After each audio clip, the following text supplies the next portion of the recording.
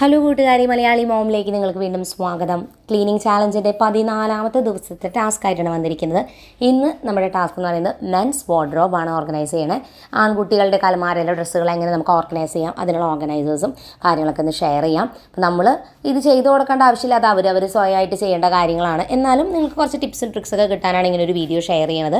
അപ്പോൾ ഇതുവഴിക്ക് നിങ്ങൾക്ക് അവർക്ക് വേണമെങ്കിൽ ഇതുപോലെ അറേഞ്ച് ചെയ്യാൻ ഹെൽപ്പ് ചെയ്യാം. അത് കഴിഞ്ഞ് അവരത് മെയിൻറ്റെയിൻ ചെയ്യണം കേട്ടോ. അവരുടേതായ ഇഷ്ടത്തിന് അവർക്ക് മെയിൻറ്റെയിൻ ചെയ്യാം. നമുക്ക് കുറച്ച് സജഷൻസ് കൊടുക്കാമെന്ന് മാത്രം. പലതരത്തിലുള്ള വ്യത്യസ്തമായ ഓർഗനൈസേഴ്സ് നമുക്ക് വാങ്ങാൻ കിട്ടും കേട്ടോ. ഇതൊരു സാരി ബാഗാണ്, പക്ഷേ നമുക്ക് മെൻസ് വാർഡ്രോബ് ഒതുക്കുമ്പോഴും അത് ഉപയോഗിക്കാം. ഇതൊരു ഷർട്ട് ഓർഗനൈസറാണ്. ഷർട്ടൊക്കെ മടക്കി വയ്ക്കാം, ടീഷർട്ട്സൊക്കെ മടക്കി വയ്ക്കാൻ നല്ല സൗകര്യമാണ്. ഇതൊരു പാൻറ്റ് ഹാങ്ങറാണ്. പാൻറ്റ്സ് മാത്രം ഹാങ് ചെയ്യുന്ന ടൈപ്പ് ഹാങ്ങറാണിത്. ഇത് അല്ലെങ്കിൽ നമുക്ക് നല്ല കട്ടിയുള്ള പ്ലാസ്റ്റിക്കിൻ്റെ ഹാങ്ങർ വാങ്ങിയാലും മതിയാവട്ടെ.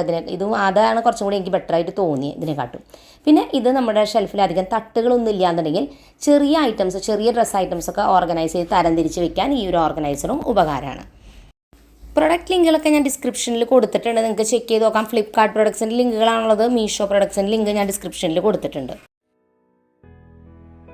ഏതൊരു ഷെൽഫ് ഒതുക്കുമ്പോൾ അതിൽ ഐറ്റംസ് ഫുൾ പുറത്തേക്ക് എടുത്ത് വെച്ച് നല്ല ക്ലീൻ ആയിട്ടൊരു സ്പേസിൽ നിന്ന് തുടങ്ങുന്നതാണ് ഏറ്റവും നല്ലത്.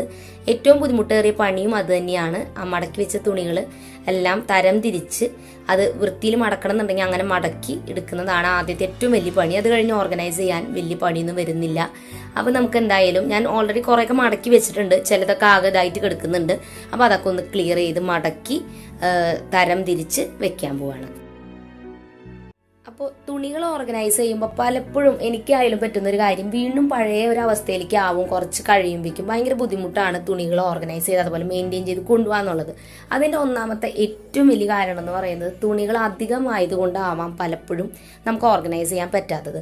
പലപ്പോഴും നമ്മൾ ഓവർ സൈസ് ആയി പോയ ഡ്രസ്സുകൾ, അല്ലെങ്കിൽ ഓവർ സൈസ് ആയത് ചെറുതാക്കാമെന്ന് വിചാരിക്കാം, തീരെ ചെറുതായി പോയ ടോപ്പുകൾ, ഡ്രസ്സുകൾ നമുക്ക് ഒട്ടും തന്നെ ഇഷ്ടമില്ലാതെ പലപ്പോഴും നമ്മൾ ഒരിക്കലും ഇടാതെ വെക്കുന്ന ഡ്രസ്സുകൾ പോലും നമ്മൾ ഓർഗനൈസ് ചെയ്ത് ഇങ്ങനെ വർഷങ്ങളോളം എടുത്തു വെക്കും.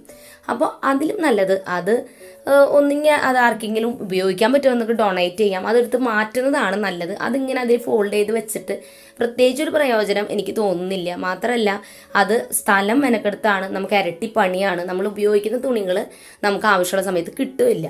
അതുകൊണ്ട് എപ്പോഴും നമുക്ക് ആവശ്യമില്ലാത്ത ഡ്രസ്സുകൾ അതിൽ നിന്ന് മാറ്റുക എന്നതാണ് ഒരു ഓർഗനൈസിങ്ങിന് വരുമ്പോൾ ഏറ്റവും ഇമ്പോർട്ടൻ്റ് കാര്യം.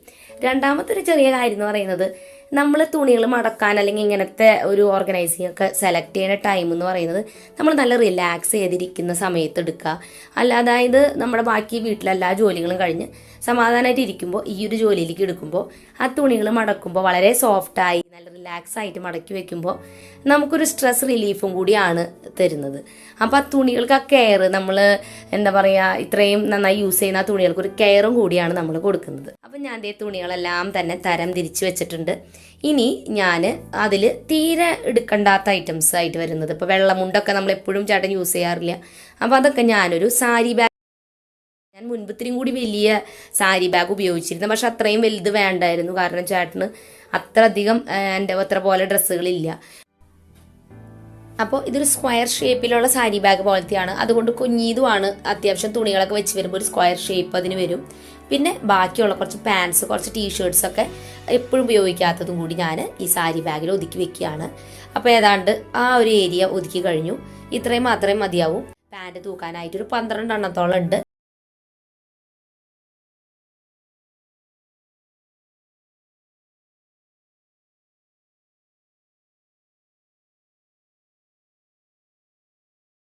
ചെയ്തൊന്നും വെച്ചിട്ടില്ല, അലക്കിയിട്ട് കുറേ എണ്ണമൊക്കെ വെച്ചിരുന്നതാണ്, അങ്ങനെ ഫോൾഡ് ചെയ്ത് വെച്ചു. ചിലത് ഓൾറെഡി തേച്ചൊക്കെ വെച്ചിരുന്നതാണ്.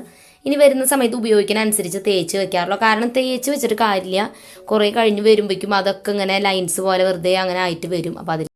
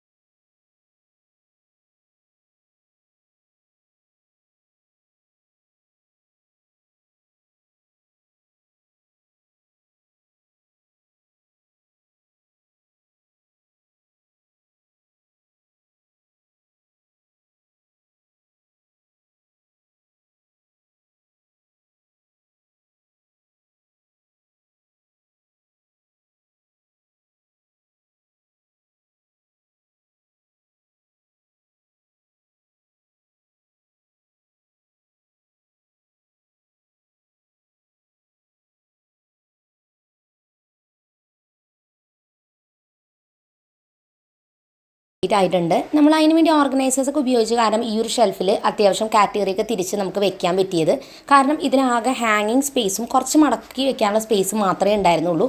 പക്ഷേ നമ്മളിങ്ങനെ ഓർഗനൈസറൊക്കെ വെച്ചപ്പോൾ അത് മാക്സിമം സ്പേസ് യൂട്ടിലൈസ് ചെയ്യുകയും അത് പ്രോപ്പറായിട്ട് അറേഞ്ച് ചെയ്ത് വെക്കാൻ ഒരു സിസ്റ്റം നമ്മൾ ഉണ്ടാക്കിയെടുക്കുകയും ചെയ്തു. പക്ഷേ ഇനിയാണ് ഇതിൻ്റെ ഏറ്റവും വലിയ ടാസ്ക് ഇത് മെയിൻറ്റെയിൻ ചെയ്യാന്നുള്ളത്. അപ്പോൾ ഒതുക്കി വെക്കാനേ നമുക്ക് പറ്റുള്ളൂ. അത് മെയിൻറ്റെയിൻ ചെയ്യാമെന്ന് വെച്ചാൽ അത് നമ്മൾ ഡെയിലി ശ്രദ്ധിക്കേണ്ട ഒരു കാര്യമാണ്. ശ്രദ്ധിച്ച് വെക്കുകയാണെങ്കിൽ നമുക്കിതുപോലെ ഇതെന്നും വൃത്തിയായിട്ട് വെക്കാനായിട്ട് പറ്റും. അപ്പോൾ ഇന്നത്തെ ഈ ഒരു ടാസ്ക് നിങ്ങളെല്ലാവരും കംപ്ലീറ്റ് ചെയ്യുകയാണെങ്കിൽ ഡേ 14 കംപ്ലീറ്റഡ് എന്ന് എഴുതാൻ മറക്കരുത്. നാളെ പുതിയൊരു ടാസ്ക്കായിട്ട് വീണ്ടും നമ്മൾ വരുന്നതായിരിക്കും. അതുവരയ്ക്കും എൻ്റെ എല്ലാ കൂട്ടുകാർക്കും ബൈ ബൈ.